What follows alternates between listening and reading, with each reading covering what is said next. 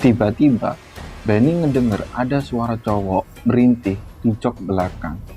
Ah, ah, ah, ah. Benny tengok tuh ke spion belakang dan si cowok itu masih hidup, masih mangap-mangap, dan tangannya gerak-gerak kayak minta tolong gitu bro.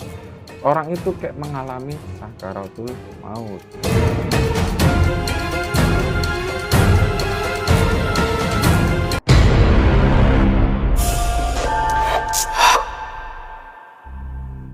Hey, makasih udah klik video Mas Im Bagaskara. Di segmen kali ini kita menceritakan kisahnya Benny. Jadi gini, mungkin kalian sering ngedenger cerita ada orang meninggal karena kecelakaan, terus arwahnya penasaran. Disclaimer dulu ya. Di sini gua tekesin yang penasaran itu bukan arwah yang meninggal, tapi sosok jin yang menyamar. Karena orang yang sudah meninggal, dia nggak ada urusan lagi di dunia ini. Di sini Benny menceritakan kalau dia pernah mengalami diganggu oleh jin yang menyamar sebagai korban kecelakaan saat sehabis menonton orang yang terkena musibah kelindes truk. Jadi ceritanya di tahun 2012 keluarga Benny ini pindah rumah. Bapaknya Benny beli sebuah rumah di pinggiran kota yang otomatis jarak kantornya Benny dengan rumah makin jauh. Di sini belum terjadi apa-apa. Di bulan keempat setelah pindah rumah tuh jam 5 sore, Benny ini keluar dari kantornya. Dia pulang seperti biasa, naik mobil. Dan entah mengapa di jalan yang biasa ia lalui, macet parah. Hampir sejam bro, lu bisa bayangin kan gimana capeknya? Nyetir mobil macet sampai sejam, kemeng tuh kaki.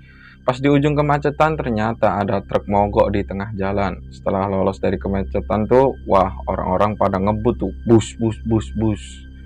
Di sini Benny nggak ikut-ikutan ngebut, dia jalan santai. Setelah jalan kurang lebih 2 km, Benny lihat ada orang bergerombol di samping truk kontainer. Di situ juga ada polisi yang ngatur lalu lintas. Pas ngelewati truk itu, ternyata truk itu mengalami kecelakaan. Ada sebuah motor di bawah kepala truk. Di sini entah mengapa Benny ini penasaran bro, pingin ngelihat kecelakaan itu. Dia tepiin tuh mobilnya, dia parkir di sebuah minimarket. Setelah parkirin mobil, dia sempet urungkan tuh buat ngelihat kecelakaan itu. Dia masuk minimarket buat beli minuman. Setelah beli minuman, perasaan pengen ngelihat kecelakaan itu muncul lagi. Akhirnya dia jalan tuh ke arah lokasi. Di situ udah rame banget tuh orang berkerumun di samping truk. Benny masuk tuh ke dalam gerombolan orang-orang yang lagi ngeliatin. Sampai Benny ini berada di depan gerombolan. Di situ Benny ini ngelihat ada seorang cowok tergeletak di bawah roda truk. Keadaannya bro bener-bener mengenaskan. Maaf, di sini gua nggak bisa ngejelasin detail. Yang intinya itu cowok itu benar-benar mengenaskan bro. Dan si cowok itu masih hidup, masih mangap-mangap, dan tangannya gerak-gerak kayak minta tolong gitu bro. Orang itu kayak mengalami sakaratul maut. Dan gak lama Benny lihat si cowok itu akhirnya lemas, udah gak gerak lagi. Ya mungkin udah meninggal bro. Karena mungkin si Benny ini terpaku dengan keadaan, ada darah yang mengalir sampai kakinya Benny. Jadi bro, sepatu yang ia pakai terkena darah, dia gak sadar bro. Dan gak lama kemudian Benny ini ditegur sama polisi buat minggir karena ada petugas mau mengevakuasi si korban. Di situ Benny ini langsung balik ke mobilnya yang ia parkir di minimarket. Pas mau masuk ke mobil, Benny ngelihat di bawah tuh, dia ngelihat di sepatunya ada bekas merah. Di situ Benny ini cuman gesek-gesek ke sebuah batu, lalu ia masuk ke mobil. Udah tuh kan ya, dia lanjut pulang. Pas perjalanan pulang nih, dia tiba-tiba merinding. Teringat terus mukanya si korban kecelakaan itu. Di situ dia berusaha nenangin diri buat fokus ke jalan. Tiba-tiba Benny ngedenger ada suara cowok merintih di jok belakang.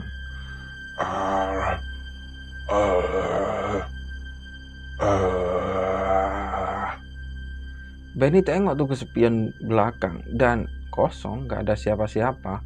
Wow, Benny udah merinding banget tuh di situ. Keringat dingin udah pada bercucuran. Dikencengin tuh mobil dan akhirnya dia nyampe di perumahannya. Dia pelanin tuh mobil, dia buka kacanya, dia sapa tuh satpam yang jaga pos perumahan. Benny agak tenang tuh di sini. Setelah portal dibuka, dia lanjutin tuh mobil.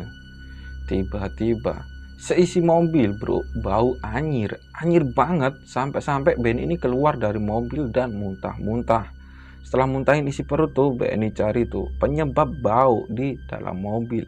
Dia cari di dalam kabin, gak nemu. Dia cari muterin mobil juga gak ketemu. Dia tengok kolong mobil dan di sini Benny lihat ada sosok cowok korban kecelakaan sedang tengkurap di bawah kolong dengan muka hancur penuh darah. Perutnya bro udah sobek ya.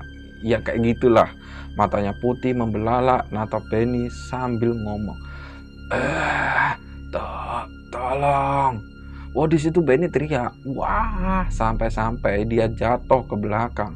Satpam yang dari tadi merhatiin Benny ini lagi muterin mobilnya, datang tuh nyamperin Benny yang lagi ketakutan. Mas Benny, ada apa? Itu Pak, di kolong. Satpam itu pun akhirnya meriksa kolong mobilnya Benny dan di situ Satpam nggak nemuin apa-apa. Nggak ada apa-apa Mas. Setelah si Satpam ngomong gitu, Benny ngecek tuh kolong mobil. Setelah dicek benar-benar, si Benny nemuin bro, ada setetes darah. Dia toleh tuh, lalu dia cium dan memang bro itu darah. Dia ciumin tuh ke hidungnya si Satpam dan si Satpam ngomong kalau itu bau darah. Di situ Benny nyeritain tuh semua kejadian ke si Satpam. Seketika itu bro, Benny dan Satpam merinding disco. Mereka berdua diem-dieman tuh. Setelah cukup lama mereka diem-dieman, Benny memutuskan ngelanjutin pulang ke rumahnya. Singkat cerita, setelah sampai rumah, dia langsung mandi, ganti baju, bikin kopi, dan duduk di teras rumah. Pikirannya kacau bro, masa iya sih si korban gentayangan? Terus kenapa kok dia doang yang dihantuin gitu loh? Setelah cukup lama dia di teras, dia pindah tuh rebahan di depan TV. Saat itu yang ia lihat film action barat. Dan tiba-tiba itu siaran bro, ganti. Di TV ada sosok si korban kecelakaan dengan keadaan yang benar-benar mengerikan. Dan yang aneh itu sosok lompat bro dari TV dan mendarat tepat di atas badannya Benny. Sosok itu bro lompat keluar dari dalam TV. Teriaklah tuh si Benny. Wah, pas buka mata ada bapak, ibu, dan adiknya. Ternyata itu mimpi bro. Tapi mimpi itu kayak nyata. Pas Benny bangun, sekujur tubuhnya udah basah dengan keringat dan badannya demam, panas, dan kerasa sakit semua. Saat itu Benny menceritakan semuanya apa yang dia alami ke bapaknya. Setelah Benny cerita, bapaknya tanya di mana sepatu yang kena darah itu. Benny ambil tuh sepatu yang masih ada bekas darahnya. Dia kasih tuh ke bapaknya. Lalu itu sepatu sama bapaknya dibawa ke belakang lalu dikubur, dipendem. Setelah ngubur itu sepatu, bapaknya ngomong ke Benny, kenapa sosok itu ngikutin Benny? Karena ada bagian dari tubuhnya yaitu darah yang kebawa sampai rumah. Dan itu bukan arwah dari si korban, tapi itu sosok jin yang menyerupai si korban. Singkat cerita, Benny sakit selama 3 hari. Setelah enakan tuh, Benny nggak mau lagi naik mobil, trauma bro. Dia sekarang kerja naik motor. Oke, gimana ceritanya? Bagi kalian bro yang belum subscribe, ayo subscribe dulu biar gua lebih semangat untuk nyeritain cerita horor atau mistis ke kalian. Gue pamit undur diri dan sampai jumpa di cerita selanjutnya. Bye-bye.